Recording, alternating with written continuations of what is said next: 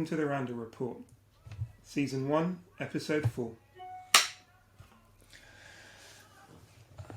It's a little bit of fun, the clapperboard, so it's good, isn't it? I rather like it.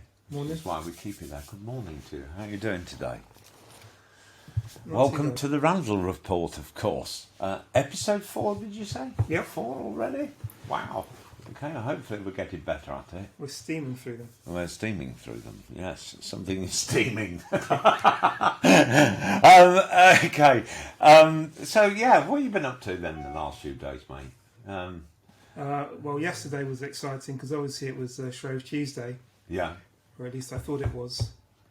And in the excitement, I made a huge batch of batter and made about 30 pancakes, only to be told later that afternoon that Shrove Tuesday is actually the first 2 days of March, which I didn't realise. So I've got some pancakes waiting for you over the next couple of days.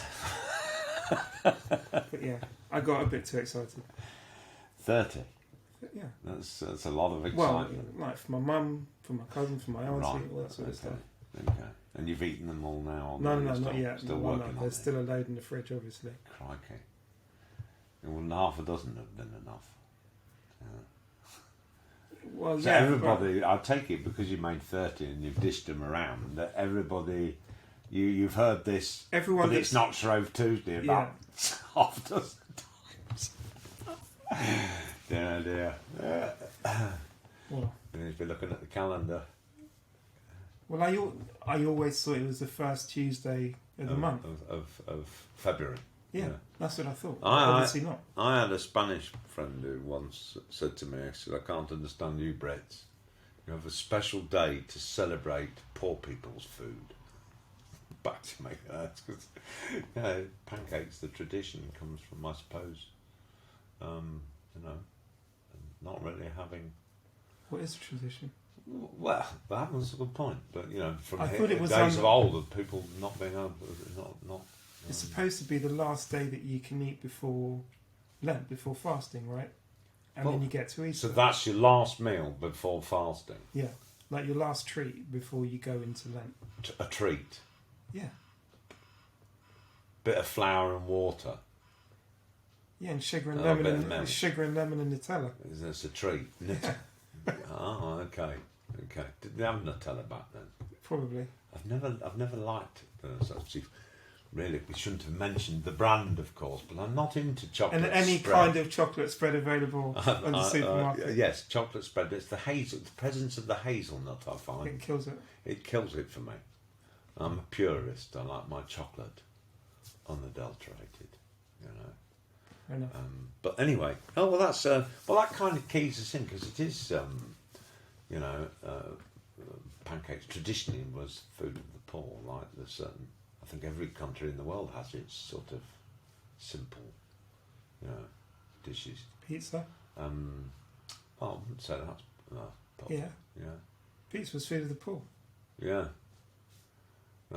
Really? Yeah, because you'd put make your bread and then whatever scraps you'd have left over, You put you'd it. stick it on the bread. Yeah. And then came pizza. Yeah. Poor people's food. But Nice all over the place. Yeah, but they had nice ingredient, the mozzarella, cheese, or was that came later? Is that the adulteration of the original?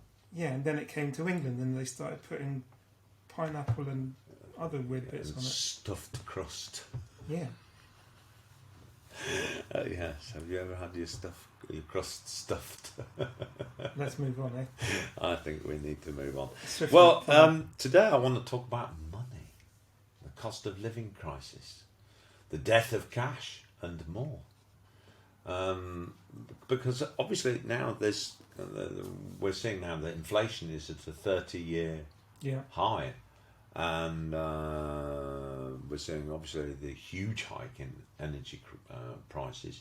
I think next in April they'll go up by an average of £650 a year, something like that. Yesterday the price of crude was $91. Which is the highest it's been in years. In a good amount of time, yeah. And in fact, I filled the bike with petrol before I came here. Yeah. And Super was £1.59. £1.59 a litre, which is insane. It's a huge hike. Wow. Okay. It's a huge hike. This time last year it was about 125. When I first started driving, long time ago, it was like 70p a litre. I think we mentioned in the last one that Prince Charles runs his Aston on surplus British wine, so cheaper than petrol. Exactly. Well, some of it is, especially those ones in the cartons. Especially the ones that he makes off his farm. So yeah, called the Duchy. Oh, the Duchy of the Duchy brand. Yes. I've seen the biscuits. Biscuits are good. Are they? Lemon melts. Yeah. Well, sorry, we don't wish to promote any. Plus, any other kind of lemon biscuit available. He's not paying. Prince Charles is not paying us for this. No. No Sponsorship. So no deals. We're not mentioning his biscuits again. We are literally not earning a single penny out of this. Not yet. Please help us. I'm but a humble old pensioner. Well, no, I'm not a pensioner yet. Please like and subscribe. But I'm not far off it, you know. I often think, if I was 12, was it? But one of my favourite comedians, Victoria Wood, what was it? Roger Moore says to us, if I was 20 years younger. But on the other hand, if I was 2 years older, I could go to the flicks for £2. That's where I am now. So yes, please subscribe, please support us. It's all very helpful. We've seen a massive hike in the cost of living. Energy bills going up. We've got this tax rise coming in April. Yeah. And it seems to me that we've been swamped with whether it be Partygate, the latest furore over Jimmy Savile and Boris Johnson's comments in Parliament and all this, and the focus of attention, and it doesn't feel as though it's sufficient to the mountain that's suddenly in front of us. When more interest rate rises, I would expect, even though the two we've had so far are meagre, and the offer of £200 off our energy bills this year, but it'll be in the form of a loan that we'll have to pay back. There's also a council tax rebate. Oh, a council tax rebate, yes. For everything between A and D. Bands A and D. Yeah, okay. Yeah. And but it's like small things here and there. It's nothing really substantive. I'm waiting. Yeah. I'm waiting for that check. And no post dated, please. I want it with the right date on it. Do you get your what's it called? You get the winter allowance. The winter. Do you get that? The winter allowance. So what am I? That's like £250 to help with your energy bills. No, I don't get it. What for OAPs, yeah. I'm not an OAP. I'm not yet. Nope to OAP. I'm not there yet. No. Coming. Just the free prescriptions at the moment. I think I have to wait until God knows how many years yet before I get the freedom pass. And you do. Do you get that? You get the freedom. Well, I will, but it'll have all gone by the time I get there. Yeah, they're going to axe it. Yeah, and if I'm not careful, they'll push back the retirement, and I'll never quite get there to that either. You'll be dead. Probably. I said they're pushing it. They want to push it to 67. Well, it's already 67. It's 67 now. It is, yeah. So what do they want to push it to? I guess they'll be pushing it before long to 80. 70. Great, isn't it? Fucking smashing. We've got this massive mountain, which looks to me has all the sniff of a recession about it. Reminds me very much of. But that's what I was going to ask. Say it. No. Reminds me of the 70s. But that's what I wanted to ask you. Why are they calling it this term, cost of living crisis? Does it just it's like the usual term for it would have been a recession, and in a recession everybody suffers. Well, recession. What's the difference between cost of living crisis and us entering a recession? Okay, recession is what is it? 2 quarters of negative growth. 2 successive quarters of negative growth. To be fair, although Boris Johnson keeps banging on about how growth is the best in the G7, I don't know whether that's bollocks or not, probably might well be. But the actual growth figures are paltry. And growth at the moment, our growth is slipping.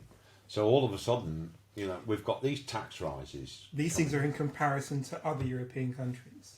So compared to other European countries, it looks like we're doing okay. But in the grand scheme of things, it's still not very good. The growth rate, and we have arguably had a type of recession due to COVID. Yeah. But the reality is that the recession, that it feels a bit of fakery, because I don't know what's pinging. That's me. Is that you? It's pinging. At least it's not the phone. It's the laptop. Yeah, but we've got this all going on. But the so-called recession we had wasn't really a recession. And the growth rate, normally coming out of recession, you get this bounce of growth. But the growth has stalled. It's about 0.1 or something. I mean, it's lousy. You'd expect a trajectory that would marry up to the supply chain issues and the things we've got due to demand, but it doesn't feel like that.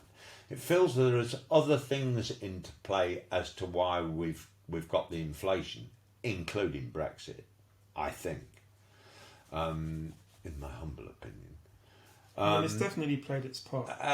And you've got all this going on. You've got huge energy price hikes, and the focus of the government has the response to it so far has been fairly paltry. And I suspect my concern is that this tax on jobs, the NHI increase in April, might end up dipping us into recession.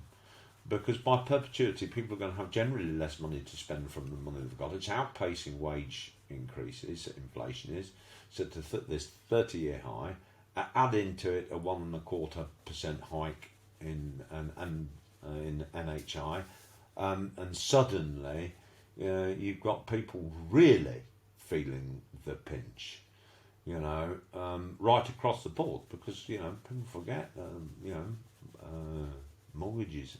They ain't cheap. Still a massive slice for rent or mortgage people are paying out of their incomes. We're being taxed at the highest rate since the, I believe, Second World War. There's a strange duality in that it looks as though those sort of, let's say, middle to lower classes are feeling the squeeze even more. For example, if you take the cost of energy in terms of your entire salary, at the moment, if you're sort of middle to lower class, it makes up about 15% of your income. Yeah. On the higher end of the scale, sort of middle upper classes kind of thing, you're looking at no more than 4% of your annual income is distributed towards energy solely. But they've got big houses. Or the rich people tightwads and not putting the boiler on. As a percentage of their income, it's small. Energy is 4%. Yeah. On the lower end of the scale, it's around 15%. Now, if you add your rent or mortgage, you might be looking at sort of 30 to 40% of your income is going towards, just existing, as in just being able to keep a roof over your head and keeping your home warm. On the lower end of the scale, on the higher end of the scale, it's no more than 13%. So you're having this duality whereby those who are truly in need are suffering more. Now, with the government plan for, as you said, there's going to be this allocation for gas and electricity, and then for council some of tax. it's part of a loan. But so the council tax is £150, isn't it? That they're knocking off. It's across the board. It's for everybody. Right. A big issue that I'm hearing is that it's not being targeted properly. Right. So there's this money available, which is fantastic. However, it's helpful. Whether you think it's enough or not is another matter. Well, I'm looking at it through the context. I read the other day, for example. Problem, however, is that it's not targeted. Yeah, Those who truly need it, they're the ones that should get. The majority, for other people who don't need it, why they're receiving it in the first place. Okay. Well, I just feel like from where I look at it, I mean the prospect of all of this inflation in energy, food prices, and elsewhere, hikes in your basic prices for broadband and rail fares. I mean, it really is squeezed from every angle. And I just it feels to me like this is, we're facing a mighty turd. And of course you can't polish a turd, but you can throw a few sparkles on it. And it just feels to me like the government aren't throwing enough sparkles on the proverbial turd. And there's still too much of it, way too visible. But the government's not responsible for recession. No, this is a global. But I don't think this is a global matter, is it not? I totally agree. It's a long time since we've had a recession, and I think this is what's going to catch people off guard, because we've got a whole generation of people that don't understand even really what a normal interest rate is. What I think over 300 years, the average interest rate has been sort of like 3.5%. But I remember paying a mortgage as a young man and paying mortgage rates of upwards of 15% back then. Turkey take notes, because obviously, exactly. Turkey's an absolute disaster because they refuse to raise interest rates. That's part of Erdogan's. They've been cutting them. Yeah, they've been cutting them even though their inflation rate is kind of running perverse into 100. Approach to stemming inflation, and they're decimating their economy because of it. But I wonder whether our government's doing enough, because I read in France, for example. In France, thus far, the citizens of France have had 2 checks of each of €100 to as part of helping out the public. There's a price cap on the energy prices. The price increase is capped at 4%. So for the public, it can't be higher than 4%. Hold on, because they're French-owned industries. Correct. Right. So So when you take the private element out of the situation, and the government can actually put a cap on energy prices, obviously it benefits the entire country. Here, I know we've got private energy companies here, and we can see the billions that they're making, especially out of the price rise. There's maybe Labour's answer of a windfall tax to feed that back then to a more cohesive help to the public. Seems to me to be a better answer. This is not the issue. Even energy companies are struggling. How many energy companies do you know of that have declared bankruptcy over the past 2 years? Why? Yeah, I'm talking about the big. Yeah, even the really big players. If you have wholesale prices that just keep on rising, they have no choice but to transmit that to us. They have to offset these costs. So it naturally means that prices go up. The issue that we are having is that we're trying to get to this net zero by 2050, which means that not only is the economy not doing well, not only is there a global issue at hand, on top of all of that, we now have this environmental impact whereby we're looking to change our energy needs. Well, this is why you need government investment. You need to make a big push. It's the government intervention that's causing us to have higher energy prices. Because to get to net zero, we need to go from traditional sources of fuels to green, right? And to do that costs a lot of money. The transition is expensive. And all of the costs, we bear that. So we are looking over the next 10, 20 years, maybe even more, higher prices in order to transition out of fossil fuels. We are paying that per annum, and it will probably increase a few percentage points every year for the next 20 years. But this is the plan that the government has. This is a worldwide plan to get away from fossil fuels. It's also, the government looks at it as a way to, it's a national security issue.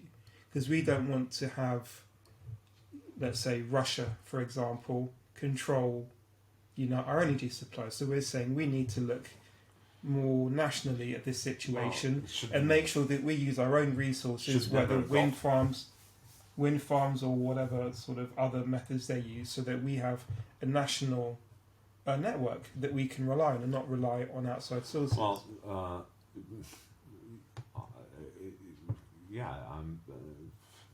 clearly there's been a lack of attention for some time on dealing with the country's energy needs and not being reliant on it. Don't get me wrong, there's a big argument for not having sold off the energy companies in the first place. And certain 100% agree certain parts of a country's infrastructure, whether it's steel making, whether it's energy, whether it's water, should have remained in public hands. Remain in public hands. They are public utilities. They should remain in public hands. Same, because as soon as you sell off, we haven't got a steel industry. We get into something that requires the making of a lot of steel, and very quickly, as we did in the Second World War, for example. Where are we going to go for it? We haven't got it. We're reliant on other countries for our gas supply. I know Britain doesn't have a great deal of gas directly from Russia, but the reality is, because other European countries and lots of other countries do, it still affects the price and affects our energy security. But it affects supply. Because it affects supply.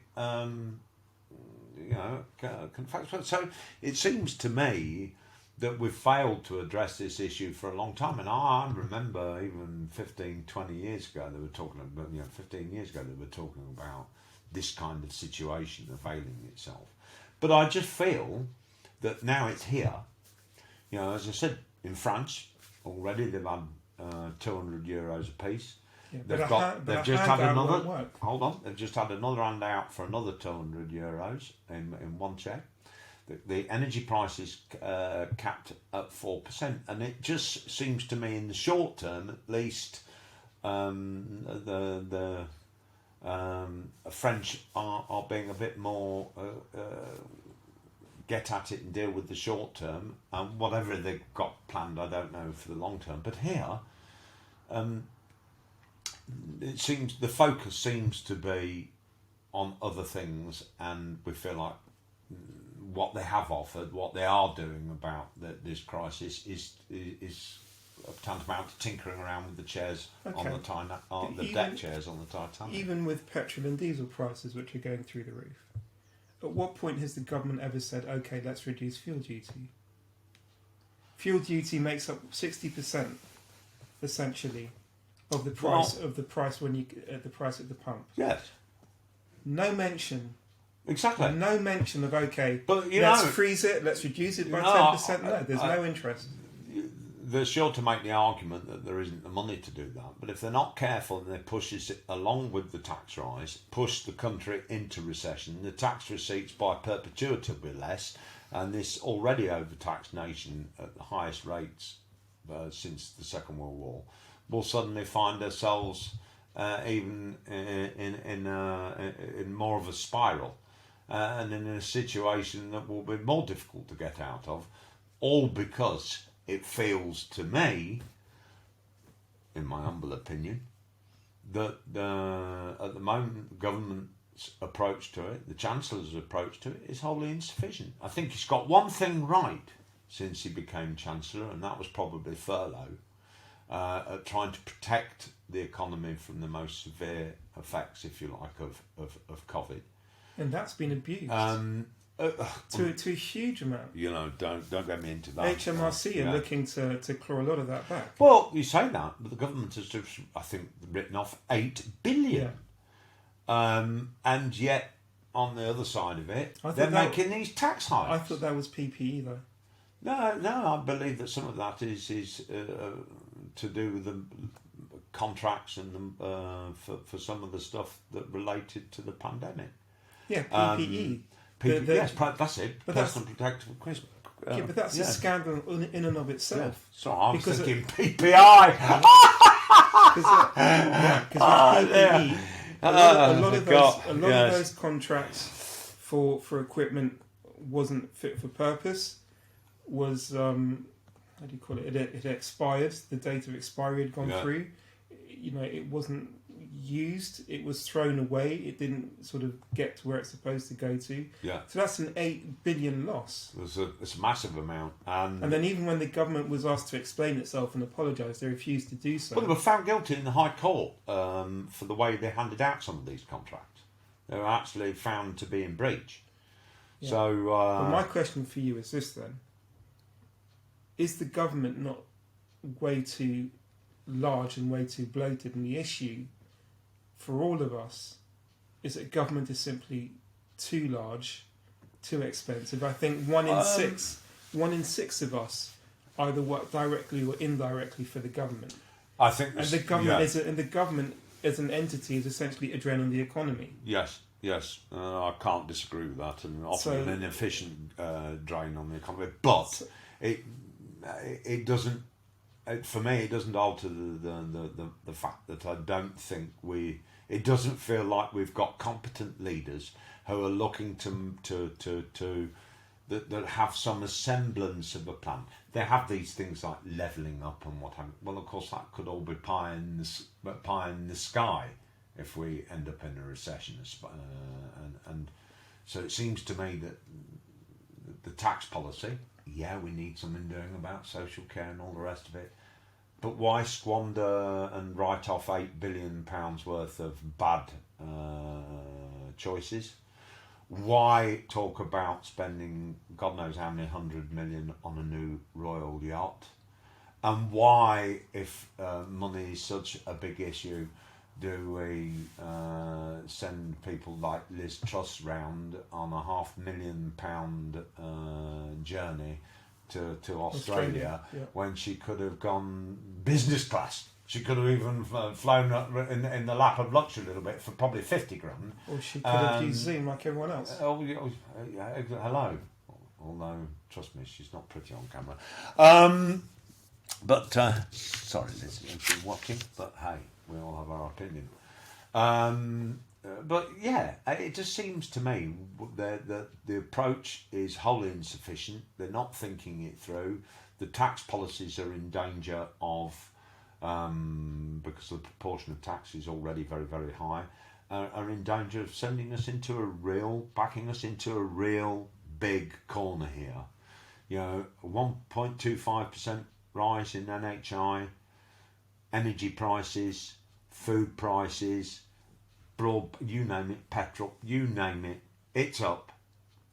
And yes, you can talk about percentages, how it might disproportionately affect very low income earners, but the harsh reality is I can't think that the vast majority of people, even people with good jobs paying mortgages, because of the rates tax and the hikes in the mortgage rates as well, that we're heading for trouble. Britain PLC is heading for trouble, and it doesn't look as though there's a captain at the bridge in a meaningful way. If we're assuming that this is inevitable, there's nothing the government can really do. Well, you can't just lay back and wonder. I mean, there are ways of mitigate, but the point is, they need to have a plan, and it's no just good there sitting silent and shuffling around a few ministers into non-jobs. I mean, I think the latest is, was it William Rees-Mogg? Jacob, sorry. William Rees-Mogg was probably his dad, I guess. No idea. Pass. I expect so. Jacob Rees-Mogg. Yes, Jacob. He's Rees-Mogg. Brexit secretary. Brexit secretary. Minister for Brexit Opportunities. Quote. I mean, really. It's... Well, there's lots of trade deals still to complete, so I'm assuming... Well, yes, because we've got... He'd assist with that. It stands to reason. And it just feels to me, as I said, they're more... The behaviour of Number 10 and the Cabinet and the government is more about securing their own tenuous posts rather than focusing and having a bit more of a proper plan that's just not hot air for the country, as clearly it's facing a likely proper recession were the first that there's properly taken place for a generation. Because the last big one was 2007, 2008. Well, I don't even consider, because we pumped that much QE into the system, which is why, folks, we're in the shit now. Well, exactly. Because the whole approach since 2008 has been fundamentally flawed. Too big to fail doesn't work. It doesn't work. You know, every now and then you need a bust. So, yeah, watch out, everybody. There's definitely tighter times to come, much tighter. What really concerns me with all this is that the price of housing keeps on going up. It's at the highest level ever, property prices. That bubble will burst. Yeah, I'm convinced that bubble will burst. So there's obviously a bubble being created, and it's close. Well, it's close to burst. It was created by cheap money, by QE, essentially, because along with the bubble, obvious bubble in the stock market, there is no doubt that the property does not reflect the incomes. I mean, and every interest rate increase from now on, will just take out, a whole sector. Yeah, exactly. Of the economy. I mean, granted, we're talking now 25 years ago. So 25 years ago, the property that you bought for 75,000 is now 800,000.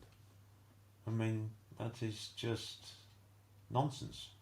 Wages haven't gone up by that same measure in the same way. So I'm afraid that we're likely looking at the end result of it, and I think will actually bring about the final bursting of the property bubble in a way that perhaps will be shocking. But the problem is that even at, say, 20% reduction still doesn't represent, the true value of bricks and mortar. Yeah. You'd have to look at a really significant collapse. Well, you'll get one. I mean, I remember the property blip, if you like, and it was, all intents and purposes, a crash in the early 90s. I was selling a little cottage at the time, and I watched it. By the time I'd lost one buyer and found another, I saw 50% of its value wiped off. Luckily for me, I bought it at quite some less, and I still was able in the end to sell it for. But that was due to a bubble that grew from October '87. Privatisation, I suppose.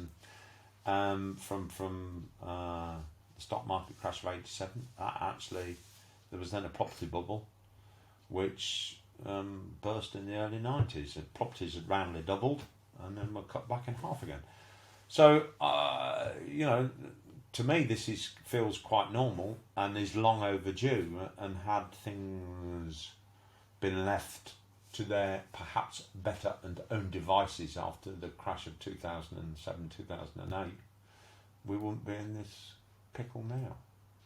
Yeah, we're trying to end this cycle, which essentially is natural. We always have a recession every 10 to 12 to 15 years or so. It's part of life's. It's part of a cyclical. Yeah, but when you try to affect that, you end up with a bigger problem down the road, and that's what we're looking at now. While things are good, and then in time-ordered fashion, human beings fuck it up, and then we all have to learn a big lesson from it, and then things start again until they come full circle. So sit tight, basically. Sit tight for a year or two. Sit tight. Pay down your debt. Yeah. And try and save a few pennies, even though at the moment, obviously, the interest rate rises aren't really being passed on. They're too small to be passed on at the moment, I suspect. That'll take time. But this is like a boiling of the frog, right? Yes. You do it incrementally. Yeah, I've never boiled a quarter. frog. Well, neither have I. Neither have I. Why do they call boiling a frog? Because you put a frog in cold water, and if you heat the water really slowly, it doesn't recognise that it's being boiled alive. Oh. So by the time it gets too hot, it doesn't jump out. Is this something you have experience of? It's a bit like chasing the ants around with a magnifying glass when we were kids on the patio. My point is with interest rates. Yeah. Is that at the moment it's very small incremental increases. Yes. Because it doesn't affect people too much. Yeah. Ideally, a government, if it wanted to sort of stave off inflation, would have had a bigger interest rate increase. Yes. Maybe 1% or more. Yeah. But obviously, the shock of doing that would affect so many people that Right. you'd end up in a spiralling situation in terms of people not being able to repay mortgages or credit card debt or whatever else they may have bought on credit. Right. So by doing it incrementally, you hope you send a signal to people: don't buy that new sofa from the sofa company or companies that we cannot mention that you can buy on endless credit, and the sofa doesn't live as long as the debt. And they're usually way too big for your living room. Okay. Right, well, yes, be careful, I think, is the order of the day. Things are going to get tricky. yeah. But, we'll get through it. The other thing I wanted to talk today about was the death of cash. Because I've noticed over the course, and it's picked up a pace since COVID, of course, of the lack of cash machines that now. I noticed just in the area which we live in, there used to be significantly more cash machines. I can think of a good 10 cash machines that have disappeared within 10 minutes walk of here. But that's along with bank branches, though. Some of it's along with bank branches. Some of it's the cash points outside of supermarkets where they had 3 or 4, have now got 1. And they're no longer being operated by the bank, they're being operated by the supermarket. Yeah. Some of bank, I've seen a lot of bank closures here locally in Hackney. And it just feels to me, I had to walk 1.5 miles, 2 miles one day to go to a cash point. And I do like a £1 note. Well, sorry, there's no... £1 note? Really? I remember decimalisation. About that, you see. I remember old pence. Can't get shillings out of a cash point. And old pence wasn't just the Vice President of the USA, of course.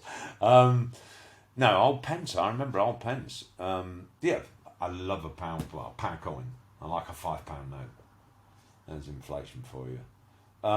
And I just feel as though with more and more places not taking cash at all, which has speeded up since the pandemic, I just feel as though this assault on cash, if you like, is a very dangerous thing. So do think on when you're using your mobile phones to pay for stuff, that you're gradually and slowly assisting in the relinquishment of one of the last freedoms that we have. Because once everything is cash is gone, then every move you make, if it involves paying for something, is tracked and processed, and our money then is controlled. We have no freedom over it anymore. Is that the point?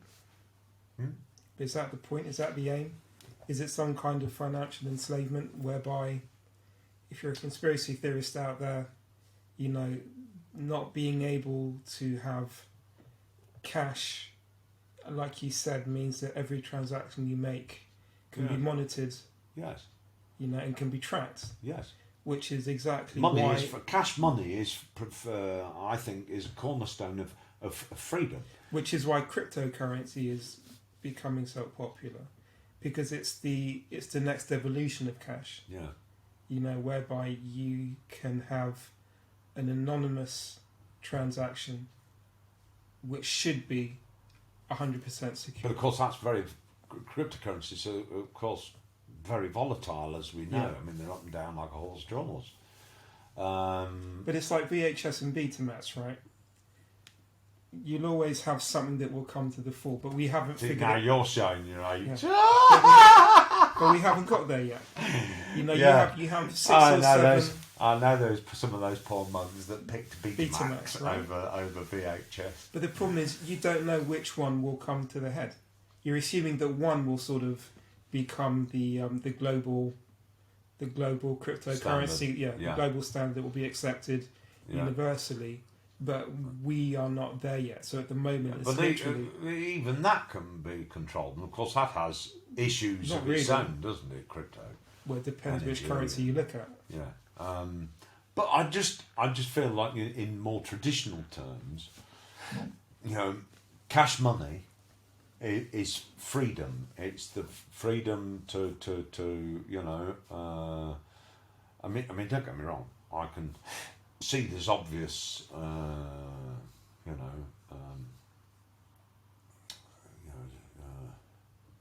obvious reasons for wanting to get rid of cash, because it's much easier or would be deemed much easier to make sure everybody's paying their right amount of tax. But as we know, there's ways around that. As we see every day with big business not paying their whack.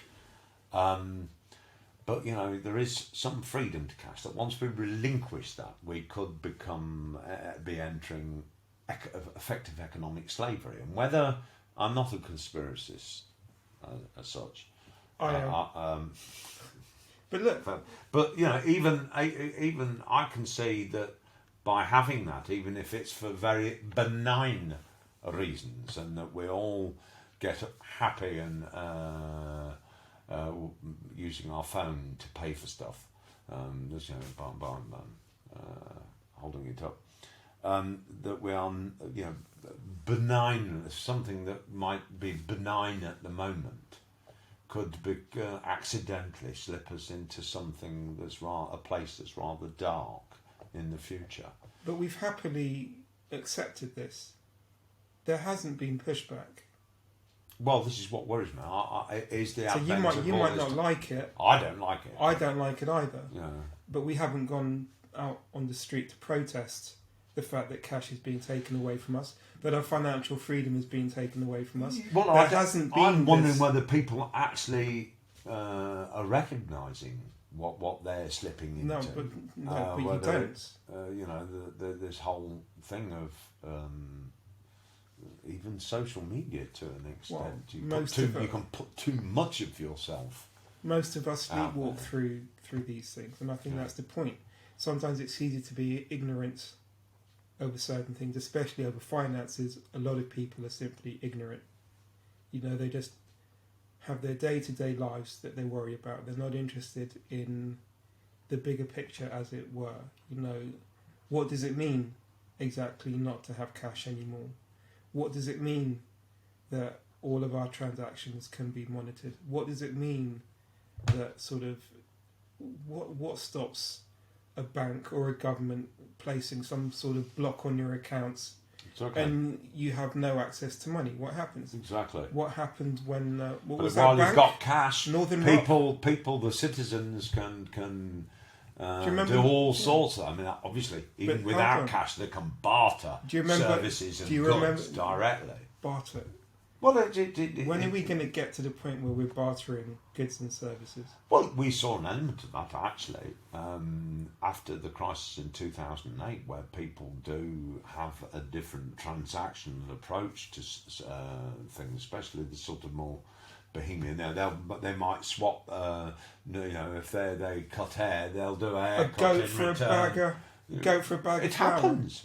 Do you remember Northern Rock? I do remember Northern Rock. And then you had people queuing for miles trying to get the money out. Yes. And then the bank said, the run on banks. Sorry, you can't get your cash out. Mm. That happened within 48 hours. Yeah. So what stops that happening again? Well, of course that can happen again. And if we have an electronic system whereby we don't have access to physical cash. What do you do to survive? Interesting historical context here. Back in 1929, of course, you had the Wall Street crash, and then the stock market recovered, and then you had the great banking collapse of 1931, and I think in the space of a couple of 3 years, 9,000 banks went bust. So, yeah, and I believe that can still happen today, every bit as much. It happened in 2008. I think we could sleepwalk into bigger disasters. During World War II, you had to give your gold into the banks to help with the Roosevelt bought a law, with didn't the he, walk with from the 1934 about gold, which is to help with the effort. Yes, to get them out of the depression. The answer these days is to continue to legalise marijuana. That's the secret. There's billions in it. It would resolve all sorts of problems. And even if it was a shit mess, people would be less inclined to be bothered about it. They'd just go in the kitchen and raid the fridge, if they could afford to put anything in it. You might not be able to buy the food to put in the fridge. Crikey. Sobering thoughts. So, yeah, be thoughtful before you give up every normal means of paying for things. Bit of cash money, I think, is still a very important cornerstone of retaining. Keep a little something. Keep a little something under the bed for a rainy day. Yes. Because you never know. You never know. Yeah. Yes. Very important to keep something under the bed. Not just for rainy days. Because of that, which brings me completely to a point, or to a point of convenience, of course. What people used to put under their beds in times gone by, when they only had an outdoor toilet. They used to use we used to be called a gazunder, because it goes under the bed. A gazunder was the common terminology, I believe. In what decade was this now? Oh, we're going back. I mean, I've visited relatives who